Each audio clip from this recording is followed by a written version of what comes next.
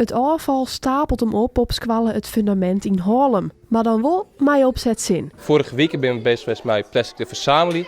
En dan probeer ik met de plastic wat de band mij om een kunstwerk te gaan maken. Tot nu toe slaagt het prima. Ze zijn druk bezig met het maken, aan het uitsketsen, plakken. Dus hartstikke leuk om nou te zien. Groep 3 krijgt les over het thema plastic soep. En daarom maaien de band zelfs een zeeweesnuitziekje om te mijntjen. Wij maken een walvis. Wij maken een walvis met een zeepaardje. Een zeepaard. Ik ga een krab maken, dan ga ik als rietjes de jerms en de pot ga ik van de slippen die touwtjes. Wij maken een zeester en een kwaal. En wat is nou het beste afval om te broeken? Rietjes.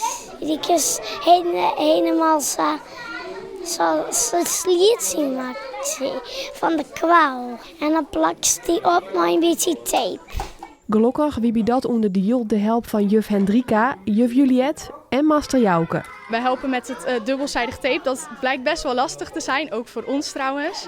En we helpen met de ideeën en voor de rest gewoon lekker de kinderen creatief laten zijn. Dat is ook heel belangrijk. Het lukt echt goed, hè? Alleen gewoon nog wel iets meer plastic nodig. Nog meer plastic?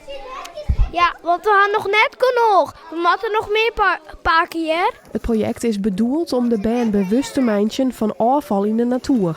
Begin het juist oproemen voor de oceaan. Eerst moet je goed kijken als je het nog kan gebruiken.